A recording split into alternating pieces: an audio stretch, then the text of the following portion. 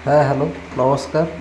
तो मु आज आसी पहुँची जाइए आपणकर अनुगुल जिला जोटा कि आठमल्लिक तो सिद्धेश्वर बाबा तो सेठिकी मुझे जीवी तो आपण मैंने वीडियो को देखंतु एवं सेठिकार जो अच्छी मंदिर तो आपण मैंने देखिए।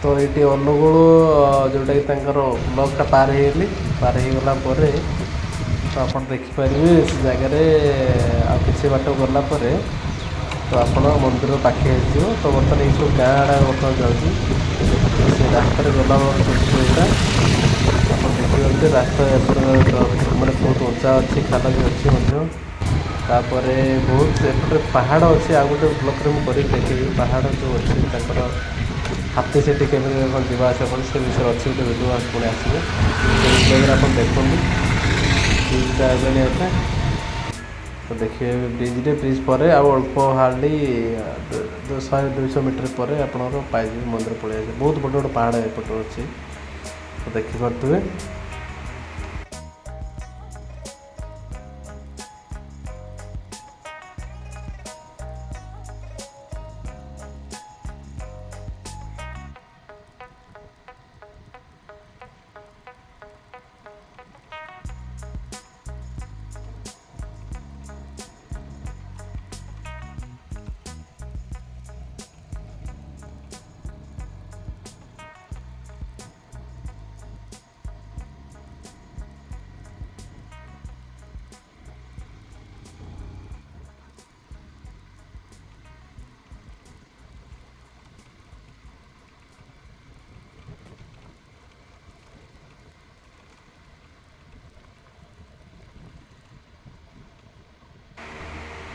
तो ये मंदिर पाखा मंदिर जो फ्रंट गेट अच्छी सामना गेटा तो ये पर आप देखिपारे तो से जो सिद्धेश्वर बाबा जो गेट अच्छी तो आप देखिले फास्ट जो एंट्री पॉइंट जो गेट अच्छी ये आप देखिए जो आसे ये गेट बर्तमान कम चलती रंग कम चलती जेहेतु आप देखिए गेट तल बाट मुझे गली तो धीरे धीरे धीरे गला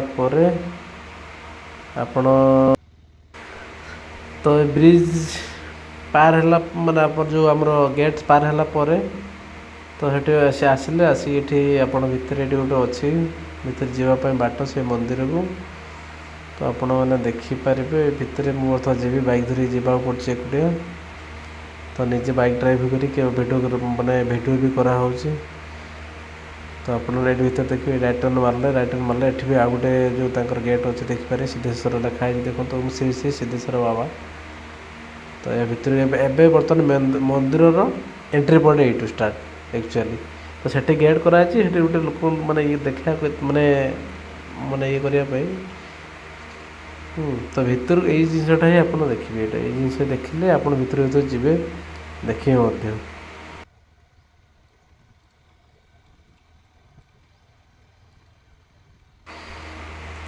तो ये मंदिर में बहुत गुड़े कुंड भी अच्छी तो आपण मैंने चलतु भितर देखिए मंदिर देखिए प्रभु शिव देखिए ये देखिए जो कुंड देखते से साइड रे बहुत माने कुंड अच्छे से कुंड में कौन अच्छी कह जाए सेठिकार जो महात्मा महापुरुष मैंने अच्छा नना मैंने जो मैंने सब कहते कि हेटी तो सेठी कौन है गाधेले कौन हम तो चर्म रोग जार थी सी आबनी के तो बहुत गोटे गोटे कुंड से सब तार महात्मा किसी कथा अच्छी से भीतर को चले यहाँ तो फास्ट कुंडटा तो आवर भीतर को भी बहुत कुंड अच्छी चलो देखिए मंदिर यहाँ एंट्री पॉइंट आउर गेट अच्छे आगे गले आप मंदिर देखिपारे लास्ट को आप मंदिर वीडियो को लास्ट में स्किप करेंगे ना तो वीडियो को चेष्टा कर देखापी है वीडियो देखले जापर एक्चुअली कौट कौन कौन हो तो आप जब आसवे के अनुगुल आठमल्लिक तो आठमल्लिक आसिले आठमल्लिक 5 किलोमीटर पाखापाखि हम तो आसी देखिपारे यहाँ सिद्धेश्वर बाबा जो अच्छा आमर तो आप देखिपारे यहाँ मंदिर एंट्री पॉइंट यू स्टार्ट तो आप भर को गले आप बहुत जिनस आप देखिए प्रभु को देखिए।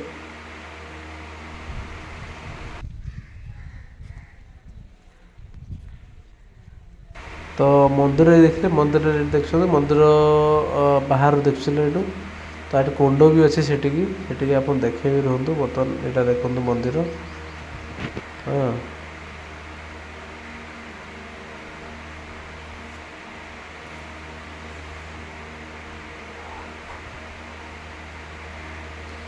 ଏଠି ଦୀପ ଜାଳିବେ, ଡୋରି ମାନ ବାନ୍ଧିବେ, ଡୋରି ମାନସିକ ଯାହା ପୂର୍ଣ୍ଣ କରିବେ ବାନ୍ଧିବେ ଏବଂ ଦୀପ ବି ଜାଳିବେ। ସେଠି ଆମର ଭୋଜନ ମଣ୍ଡପ ଅଛି।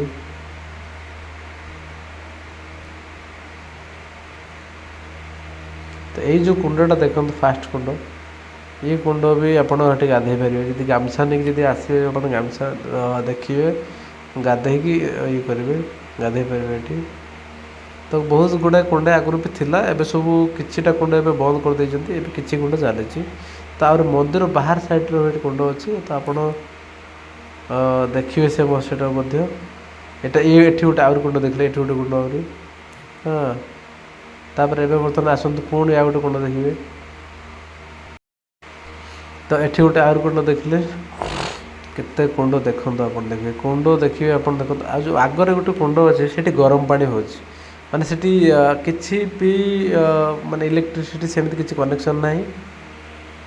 ତ ସେ ଜାଗାରେ ଆପଣ ଦେଖିବେ ଯେତେବେଳେ ଦେଖିବେ ମାନେ ସେ ପାଣିଟା ଫୁଟୁଛି ଗରମ ପାଣି। ଏଇ ଯେଉଁ କୁଣ୍ଡଟା ମୁଁ ଯାଉଛି ବର୍ତ୍ତମାନ ଦେଖିବେ, ତ ସେଇ କୁଣ୍ଡରେ କ'ଣ ହେଇଛି ପୁରା ଗରମ ପାଣି। ମୁଁ ସେଠି ନନାଙ୍କୁ ପଚାରିଲି, ନନା ବି କହିଲେ ଏଠି ଗରମ ପାଣି ହେଉଛି, ପୁରା ଗରମ ପାଣି ବାହାରୁଛି ଖାଲି ଅଟୋମେଟିକାଲି ପାତାଳ ଟାଇପ୍ର ହେଇଛି, ମାନେ ବେଶୀ ଖାଲ ବି ନୁହେଁ, ହାର୍ଡ଼ଲି 4-5 ଫୁଟର ଖାଲଟାଏ।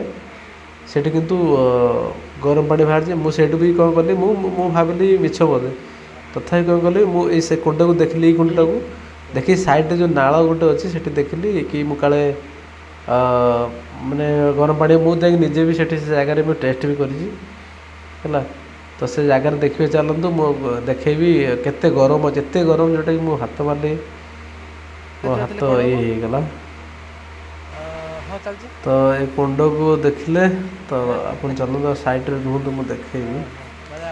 ସାଇଡ଼୍ରେ ଆପଣ ଯିବେ, ଦେଖିବେ ହାତ ମାରି ଆପଣ ଯଦି ପାରୁଛନ୍ତି ନିଜେ ଯାଇକି ଆସିବେ, ଯେଉଁଦିନ ଦେଖିପାରିବେ ସେ ଜାଗାରେ କି ଆକ୍ଚୁଆଲି ସେ କୁଣ୍ଡରେ ହିଁ ଗରମ ପାଣି ବାହାରୁଛି। ଗରମ ଦିନ ହଉ ଶୀତ ଦିନ ପ୍ରତ୍ୟେକ ମାନେ ମୁଁ ବର୍ତ୍ତମାନ ସେ କୁଣ୍ଡକୁ ଯାଉଛି, ବର୍ତ୍ତମାନ ଦେଖନ୍ତୁ ସେ ପାଣି ଯେଉଁ ବାହାରୁଛି ସେ କୁଣ୍ଡକୁ ଏତେ ଗରମ ଆପଣ ଦେଖିବେ। ସେଠି ଯେଉଁ ଯାଉଛି ଏଇ ବାଟେ ମୁଁ ହାତ ମାରିଲି ବହୁତ ଜୋରସେ ପୁରା ଗରମ, ପୁରା ଏତେ ଗରମ ହାତ ମାରିଗଲା, ମାନେ ବହୁତ ଗରମ ଲାଗିଲା। ଯେଉଁଟାକି ସେଇଟା ଗୋଟେ ମହାତ୍ମା କଥା ଏଠି ଯେଉଁଟା ଅଛି, ସେ କହିଲେ ଅଟୋମେଟିକାଲି ସେଠି ଭଗବାନଙ୍କର ଗୋଟେ କୃପା ସେଠି ଆସୁଛି। ତ ସେ ପାଣି ସେ ଜଙ୍ଗଲକୁ ଯାଉଛି। ତ ଆହୁରି ମଧ୍ୟ ଏଠି ଗୋଟେ ଅଛି କୁଣ୍ଡ ଦେଖିଲେ ତ ଆଉ ସେ ଡାହାଣ ସାଇଡ଼୍ କେବେ ଆସିବା, ସେଠି ଗୋଟେ ଅଛି ଜଙ୍ଗଲ ଅଛି, ଟିକେ ଦେଖିବେ ସେ ଜଙ୍ଗଲରେ ତା ଭିତରେ ବି କେତେ କୁଣ୍ଡ ହେଇଛି, ମାନେ ଏତେ କୁଣ୍ଡ ତା ଭିତରେ ହେଇଛି। ତ ରୁହନ୍ତୁ ବର୍ତ୍ତମାନ ଯିବେ ସେ କୁଣ୍ଡ ସାଇଡ଼୍କି, ବର୍ତ୍ତମାନ ଯିବେ ଏବେ ଦେଖିବେ ସେଠିକି। ତ ଇଏ ଯେଉଁ ୟା ଭିତରୁ ଆହୁରି ବହୁତ କୁଣ୍ଡ ଅଛି, ବହୁତ କୁଣ୍ଡ। ଚାଲନ୍ତୁ ଭିତରୁ ଦେଖିବି, ମୁଁ ଗଲେ ଦେଖିବି ସେ ଜାଗାକୁ।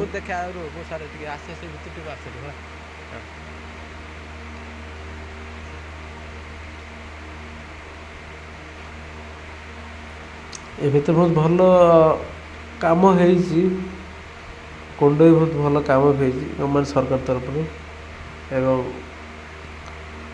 ଡୋନେସନ୍ ଦ୍ୱାରା ବି କିଛି ବହୁତ ଭଲ। ଏଠି ବି ଗୋଟେ କୁଣ୍ଡ ଦେଖନ୍ତୁ, ଏଇ ସାଇଡ଼୍ରେ ଗୋଟେ ଏଠି କୁଣ୍ଡ ଏଠି ପ୍ରଚୁର କୁଣ୍ଡ ଏଠି ଅଛି। ଏଠି ଗୋଟେ କୁଣ୍ଡ ଦେଖିଲେ, ତା ଆଗକୁ ଗଲେ ପୁଣି କୁଣ୍ଡ ଦେଖିବେ, ଖାଲି କୁଣ୍ଡ। ସିଦ୍ଧେଶ୍ୱର ବାବା ଯେଉଁଟାକି 8 ମଲ୍ଲିକରେ, ଆପଣ ଅନୁଗୁଳ 8 ମଲ୍ଲିକରେ ଦେଖିପାରିବେ କେତେ କୁଣ୍ଡ ଅଛି। କେବେ ଆସିଲେ କେବେ ଦର୍ଶନ କରି ଯିବେ। କୁଣ୍ଡ ଏଠି ମୁଁ ପାଖାପାଖି ଗଣି ପାରୁନି କେତେ କୁଣ୍ଡ ହେଲାଣି ଏଠି। ତ ସବୁ କୁଣ୍ଡରେ ଆପଣ ଗାଧେଇ ବି ପାରିବେ। ନନାଙ୍କ ସହିତ କଥା ହେଇକି ଆପଣ କ'ଣ ଜାଣିବେ, ପ୍ରତି କୁଣ୍ଡରେ କିଛି ନା କିଛି ଚମତ୍କାରୀ ଗୁଣ ଅଛି।